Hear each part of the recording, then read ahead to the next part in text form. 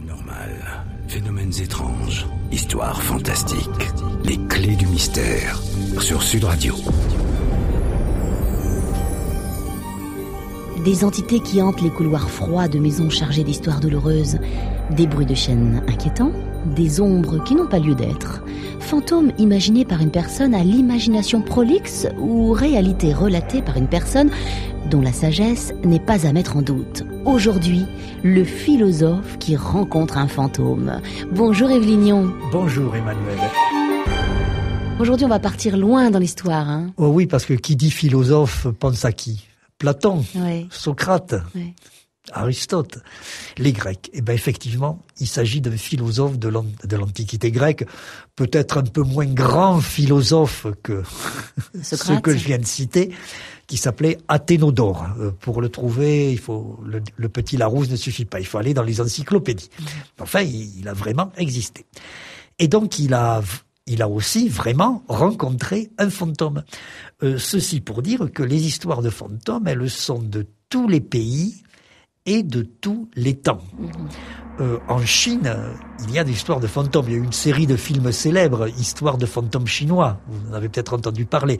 Les fantômes chinois, d'ailleurs, s'annoncent par un courant d'air et ils sont très vaporeux, très souples, très fumés, si j'ose dire. Bon, il y a un fantôme célèbre dans la Bible. C'est raconté, c'est le roi Saoul, le rival de David, qui la veille d'une bataille décisive demande à une nécromancienne d'évoquer les morts. Et il y a un fantôme qui apparaît. Bon, je sens qu'il faudra que je vous la raconte en détail, celle-là. Oui. Mais la Bible, que voulez-vous, ça n'est pas un document scientifique. C'est un livre religieux. Par contre, l'aventure ou la mésaventure d'Athénodore, nous avons ce qui est l'équivalent d'un document scientifique, c'est-à-dire un récit signé. Et donc, quels sont les protagonistes de cette histoire ? Athénodore, il vivait au 1er siècle avant Jésus-Christ. Et c'était le genre de gaillard, quand on circulait en char, il fallait pas s'accrocher. Parce que je pense qu'au moment de remplir le constat amiable, il y aurait eu des difficultés. Ah bon ? Bon, il était réputé pour ne pas avoir froid aux yeux, pour avoir très mauvais caractère. Vous savez que la philosophie, c'est une discipline où on débat, où on discute. Bien sûr. Eh bien, vous aurez une idée de la personnalité d'Athénodore. On ne se serait pas douté qu'il était philosophe. Non, en sachant qu'un jour, il a eu un poste, il a été conservateur d'une bibliothèque. Ah ouais. Et du rayon philosophie, il a fait supprimer tous les textes de ceux qui n'étaient pas d'accord avec lui. Eh ben, il était ouvert, ce garçon. Oui, en philosophie, les thèses et les antithèses s'affrontent. Ouais. Lui, il n'était pas, je peux vous le dire, c'était pas un stoïcien. Ouais. Dès qu'il a été conservateur de cette bibliothèque, hop, toutes les œuvres des stoïciens au vieux papier. Ah ben, donc, c'était un tempérament. Et il a fini, il a vécu essentiellement à Athènes. D'ailleurs, le fantôme, c'est à Athènes qu'il l'a rencontré. Mais il a fini à Rome et il a raconté son histoire. Parce qu'on a beau avoir les pieds sur terre et un mauvais caractère, il y a des choses qui vous traumatisent. Et cette histoire, elle était connue à Rome et elle a été rapportée par Pline le Jeune. C'est en cela que je parle d'un document scientifique. Pline le Jeune, lui, il est même dans le Petit Larousse. C'est un écrivain et un homme politique romain qui a vécu au début du 1er siècle, donc environ 100 ans après Athénodore. Et c'est grâce à Pline le Jeune que nous connaissons l'histoire que le philosophe grec racontait. D'accord. Donc nous avons véritablement, ce n'est pas un récit religieux, c'est carrément un procès-verbal, presque, écrit par un fonctionnaire. Et c'est ce qui va nous servir pour l'émission d'aujourd'hui. Oui, alors Yves, vous parliez d'aventure ou de mésaventure, c'est donc ce qu'on va découvrir durant cette heure. Et vraiment, c'est un récit, on ne peut pas mettre en doute cette histoire. Sinon, pour faire passer Pline le Jeune pour un fantaisiste. Bon, écoutez, je suppose, on va citer un écrivain célèbre, en tout le respect qu'on a pour lui, Jean d'Ormesson. Oui. Si Jean d'Ormesson venait vous raconter une histoire de fantôme, sincèrement, s'il venait vous dire « j'ai vécu cela », est-ce que vous le mettriez en doute ? Pas du tout. Bon, je dis Jean d'Ormesson comme, je dirais, le futur prix Goncourt, comme un romancier connu. Bon. Okay. Donc, on ne peut pas mettre en cause le document de Pline le Jeune. Pour moi, il a valeur scientifique. il rapporte l'histoire vécue par Athénodore.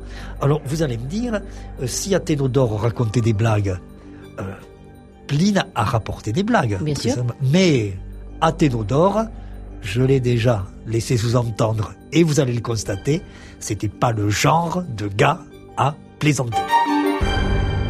Nous sommes à Athènes ce matin, nous sommes en Grèce, nous sommes un siècle avant Jésus-Christ, un philosophe... dites donc, il a un sacré caractère celui-là, c'est incroyable, oui. Athénodore. Oui, vous allez voir comment il a traité le fantôme. Oh, c'est vrai ? Oui, mais attendez. Ah ouais, tout doucement, on y va. Alors, donc, notre document, c'est le texte de Pline le Jeune. C'est une lettre, il raconte cette histoire à un correspondant. Pline le Jeune, elle écrit beaucoup de lettres, comme la marquise de Sévigné. Et pour bien vous donner les références, c'est la 27e lettre du 7e recueil. Vous voyez, bon. Et cette lettre, elle commence par cette phrase qui déjà nous fait trembler, qui déjà plante le décor. Il existait à Athènes une maison spacieuse et commode, mais de mauvaise réputation et maudite. Ouais. Alors, des maisons qui ont ce genre de réputation, il y en a beaucoup.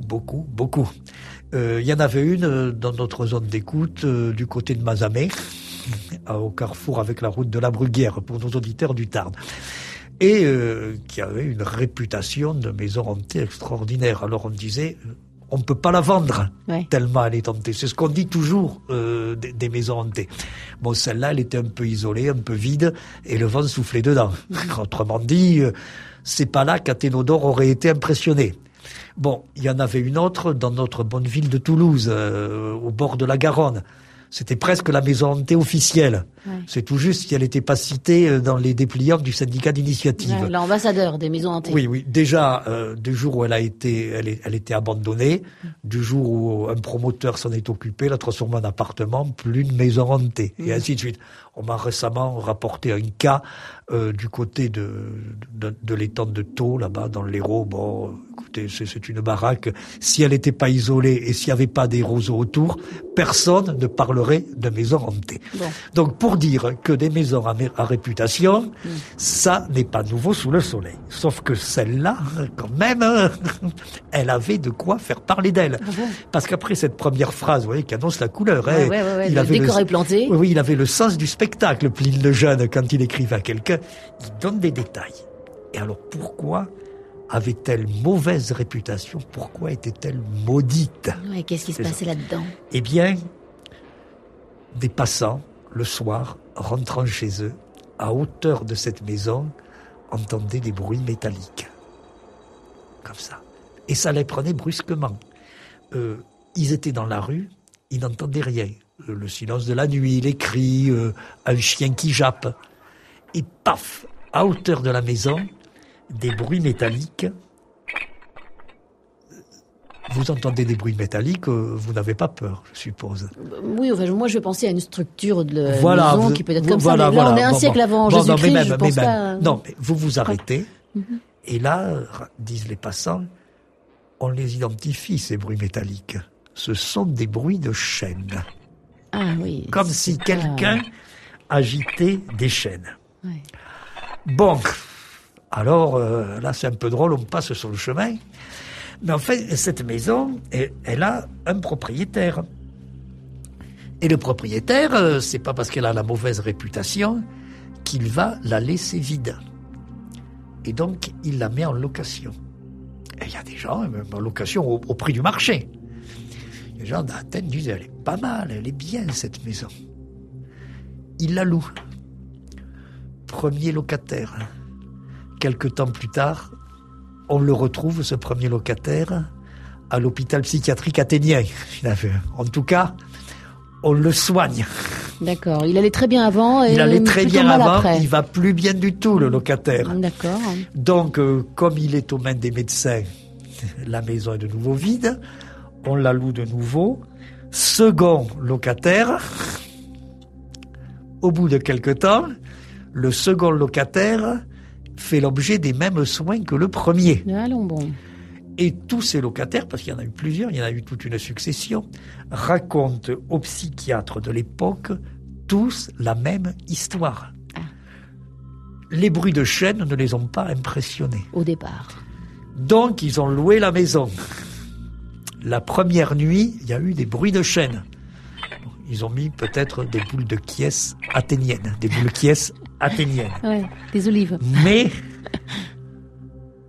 la seconde nuit, et tous les locataires disent c'est la seconde nuit, eh bien, malgré les boules Kies, on se mettait les mains sous les oreilles, on entendait le bruit de chêne. On l'entendait dans le lointain. Et comme on s'efforçait de ne pas y prêter attention, le bruit de chêne s'intensifiait. Il devenait de plus en plus fort, comme si quelqu'un voulait attirer l'attention. Et brusquement, voici qu'apparaissait, à la lettre, c'est une apparition, un vieillard. Alors, je cite de nouveau Pline. Un vieillard épuisé par la maigreur, en haillons, la barbe longue et les cheveux hérissés. Il portait aux mains des entraves et aux pieds des chaînes. Bon, vous êtes au lit, vous entendez un vague bruit de chaîne. Vous vous retournez sur l'oreiller en disant ce bruit, ça va bien passer. Le bruit de chaîne ainsi finissait par vous réveiller. Vous avez ce gars dans la maison, hein. Ouais. Bon, c'est pas un home-checking, mais en fait, c'est impressionnant. Alors, effectivement, les gens faisaient des insomnies et même certains ont fini par mourir. Ah, pardon, carrément. Oui. Ah bah oui, de dépression. C'était très ennuyeux pour le propriétaire. Paranormal, phénomènes étranges, histoires fantastiques, les clés du mystère, sur Sud Radio. Des locataires qui vont parfaitement bien mentalement et moralement avant d'habiter cette maison. Nous sommes à Athènes, en Grèce, 1er siècle avant Jésus-Christ. Alors les locataires se succèdent, ils arrivent, ils vont plutôt bien et ils repartent carrément en hôpital psychiatrique quand ils ne décèdent pas avant. Hôpital psychiatrique, manière de parler. Oui, bien sûr. Bon, il faut dire que la vision est quand même étrange. C'est-à-dire qu'au départ, on entend des bruits de chaîne et finalement, on voit un homme... comme avec des entraves aux mains, avec des chaînes aux pieds. Comme l'apparition se manifeste peut-être parce qu'on refuse de prêter attention au bruit de chaîne. D'accord. Elle cherche à attirer, à ce qu'on se rende compte qu'elle est là, le fantôme. Alors, comme nous dit Pline, les habitants passaient des nuits blanches, sinistres et effrayantes. Bon, alors il voit ce vieillard donc qui est très amaigri, avec cette barbe et ses cheveux hirsutes sur la tête. Ils essayent de rentrer en communication avec. Ils tirent les draps par-dessus la tête. Ouais. Et surtout, Pline est très explicite. C'est pour ça que j'ai parlé de documents scientifiques. Parce que la première nuit, vous êtes un peu pâle, sans doute le matin. Mais le lendemain soir, en vous mettant au lit, vous êtes un peu fatigué. Vous demandez qu'est-ce qui va se passer. Vous vous dites, est-ce que je vais entendre des bruits de chaîne? Est-ce que je vais mettre mes mains sur les oreilles? Et alors, est-ce que le fantôme va apparaître parce que je n'ai pas voulu écouter les bruits de chaîne? Et donc, écrit Pline, les habitants passaient dans la crainte des nuits blanches, sinistres et effrayantes. Ouais. L'insomnie les rendait malades. Puis venait la mort, car la crainte allait croissant. Même en plein jour, les yeux gardaient le souvenir du fantôme. Et alors il y a cette phrase superbe qui montre que Pline est vraiment un grand écrivain.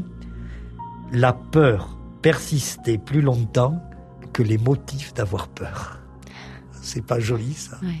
Bon, toujours est-il que, assez de littérature, redevenons prosaïques et mettons-nous à la place du propriétaire. Bon, le propriétaire, il a loué une fois, il a loué 2 fois, et maintenant, vraiment, la réputation de sa maison est faite.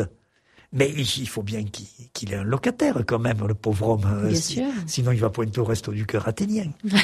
Et donc, il brade. Et on met une affiche, maison à louer. Grande promotion. Oui, grande promotion.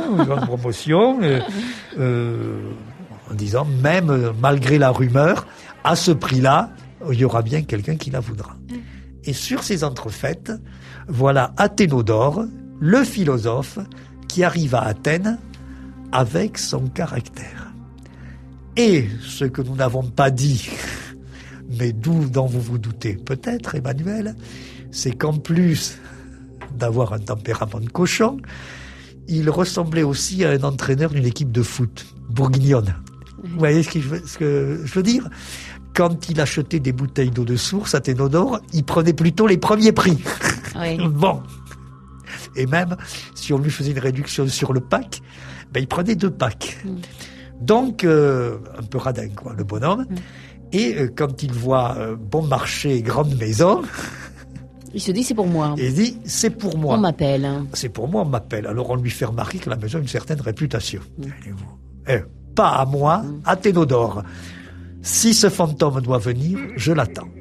Et donc il s'installe, un beau jour, avec ses domestiques, parce que c'est quelqu'un qui, tout en étant près de ses sous, a un certain train de vie. Il a été conservateur de bibliothèque, ce n'est pas un va-nu-pied. Donc il rentre dans la maison avec ses domestiques, et maintenant, fantôme, à nous deux. Et donc Athénodore arrive avec ses valises, ses domestiques. Oui, alors toute une journée, c'est le déménagement, les déménageurs du Pirée, on porte des meubles, etc. On s'installe, mais curieusement, en donnant des ordres, vous mettrez ça ici, vous mettrez ça là, on s'aperçoit que Athénodore prend de curieuses dispositions. C'est-à-dire il donne les plus belles pièces aux domestiques, qui sont sur le derrière, après la cour.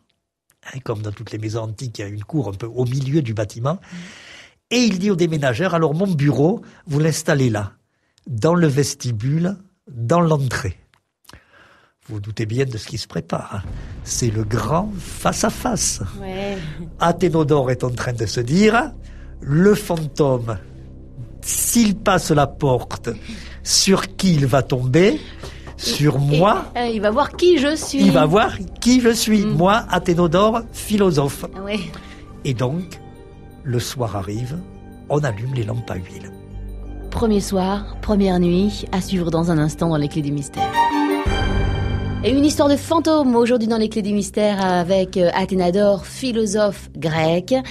Alors il va passer sa première soirée, sa première nuit dans cette maison hantée, puis alors connue pour être hantée. Et où semble-t-il le fantôme vient toutes les nuits, pour peu qu'on soit mal poli.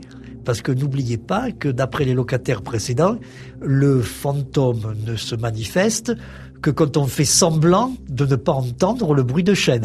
À vrai dire, je ne sais pas ce qui se serait passé, puisqu'à l'époque, on n'avait pas de magnétophone, mais si le locataire avait dit « tiens, il y a des chaînes », je ne sais pas si le fantôme s'en serait satisfait. Pour autant, Toujours est-il que lui, Athénodore, c'est le plan de bataille. Alors, les domestiques, dans les meilleures pièces, là-bas, derrière. Et puis lui, il s'installe vraiment. Dans un premier temps, il dit « mon bureau sera dans le vestibule », ce qui d'ailleurs, à mon avis, prouve une curieuse disposition d'esprit, parce que pourquoi les fantômes apparaîtraient-ils en passant par la porte d'entrée ? C'est ce qu'il a l'air de croire, Athénodore. Et donc, je travaillerai là ce soir, et en fin d'après-midi, pour bien montrer sa détermination, il dit à ses domestiques, vous me mettrez un lit dans le vestibule devenu bureau. Et donc, le jour tombe, repas du soir, les domestiques se retirent, petit à petit, les lampes à huile s'éteignent, il n'y en a plus qu'une qui brûle, c'est celle du bureau d'Athénodore. Et Athénodore, qui est bien décidé à faire comprendre au fantôme que lui, le philosophe, va faire le coup du mépris. C'est-à-dire qu'il est sur son bureau, il écrit. À l'époque, on utilisait des stylets, vous savez, des tablettes recouvertes de cire. On n'avait pas le papier en Grèce à cette époque-là. Donc, Athénodore écrit. Il se concentre. Il travaille à son œuvre. Il pense peut-être que cette œuvre sera immortelle. En ce cas-là, il se trompe. N'oubliez pas que c'est un vrai philosophe, mais c'est un philosophe oublié. Il n'est que dans les encyclopédies. Donc, il travaille. Qu'est-ce que vous auriez fait à la place du fantôme ? Je serais venu, donc évidemment, je l'imagine. Vous auriez dit, celui-là, il a une tête à me jeter un défi. Très bien. Et donc, au bout d'un moment, notre philosophe, aussi concentré qu'il soit, entend très loin, quelque part, dans la maison peut-être, dans l'espace, un bruit métallique. Allez, c'est reparti. Il se penche de plus en plus sur ses écritures. Il se concentre. Il décide de ne pas faire attention. Il va pas se boucher les oreilles. Il est certain maintenant que le bruit se produit, il va faire comme si le bruit ne se produisait pas. Et comme si ce n'était pas le philosophe Athénodore, mais un locataire quelconque, les chaînes s'agitent de plus en plus. Alors, il faut reciter Pline. Le texte de Pline est magnifique. L'écrivain. D'abord, comme partout ailleurs, le silence de la nuit, puis des bruits de fer et des mouvements de chaîne. Athénodore ne lève pas les yeux, ne dépose pas son stylet, mais il renforce sa concentration et en fait un écran contre ce qu'il entend. Qu'est-ce qui passe ensuite ? Les bruits de chaîne s'intensifient. Et là, le fantôme joue son jeu habituel. Mais peut-être qu'il se rend compte que cette fois il a affaire à forte partie, qu'il a affaire à un qui va pas craquer en deux nuits. Le fantôme rentre-t-il dans le jeu du philosophe ? Toujours est-il que Athénodore le racontera par la suite. Il dira « J'avais bien prévu les choses, j'avais bien fait de m'installer dans le vestibule, parce que ces bruits de chaîne qui étaient diffus, je ne savais pas d'où ils venaient, mais au bout d'un moment, je les ai identifiés, ils progressaient dans la rue, et derrière la porte, j'ai entendu les chaînes qui s'agitaient. Ah bon ? Vous imaginez la situation, Emmanuel ? Elle est surréaliste. Le philosophe, aussi aisé qu'il soit, mal coiffé, le crâne dégarni, mais les cheveux longs sur les tempes, qui écrit, derrière la porte, des chaînes, de plus en plus fort, derrière la porte, à l'extérieur. C'est vraiment le défi, si on peut se permettre, c'est pointe de fer. C'est, d'un côté, je ne lève pas la tête de mon travail, de l'autre, tu veux pas croire en mon existence. J'arrive. Eh ben, tu vas voir ce que je vois. Tu te lèves et tu ouvres la porte, oui ou non. Et ces chaînes, ça s'agite. C'est toujours fort. À l'extérieur, toujours à l'extérieur de la porte. Ouais. Et dans la rue. Dans la rue, devant la porte, comme si on appuyait sur le bouton de sonnette. Okay. Et sur les tablettes de cire,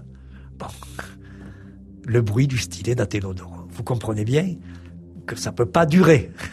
Il y en a un des deux qui va craquer. Est-ce que c'est Athénodore qui va aller ouvrir la porte, ou est-ce que c'est le fantôme qui va jouer ses cartes habituelles ? N'oubliez pas qu'avec les locataires précédents, le fantôme ne se montrait que quand on refusait de faire attention au bruit de chaîne. Oui. Alors qu'est-ce qui va se passer ? En tout cas, pour le moment, vous imaginez la scène comme moi, Athénodore, la lampe à huile, il est toujours sur son tabouret. Ouais. Il n'a pas l'air d'avoir envie de se lever pour aller ouvrir la porte. Mais le fantôme a peut-être les clés. Les clés du mystère dans un instant, la suite. 11h, midi. Les clés du mystère sur Sud Radio. Et ce philosophe qui n'en finit plus d'écrire avec son stylet sur son morceau de cire, hein.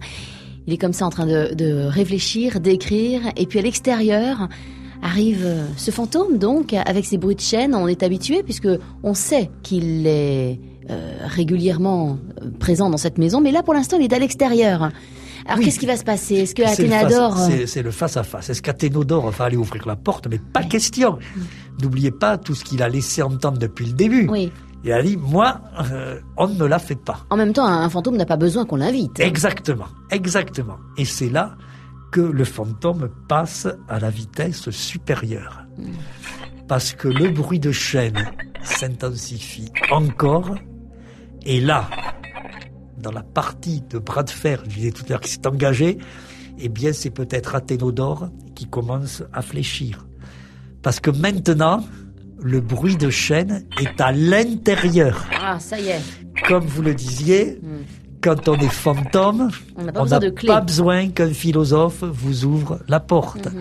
Le bruit de chaîne est à l'intérieur. Alors là, on a beau vouloir se concentrer, c'est infernal quand même. Bon, vous imaginez, là, nous sommes dans le studio, en train d'enregistrer tranquillement, et un bruit de chaîne infernal de plus en plus fort. Alors on l'entend d'abord dans la porte, derrière la porte, là, puis d'un seul coup, c'est dans le studio. Ouais. Bon, Athénodore est bien obligé de relever la tête. Et à ce moment-là, le fantôme n'attendait que l'occasion. Chut, il apparaît. Et donc, on va vous redonner la description. Et le bruit de chaîne s'intensifie, se rapproche. On l'entend déjà sur le seuil et déjà à l'intérieur. Le philosophe se retourne et reconnaît l'apparition dont on lui avait parlé.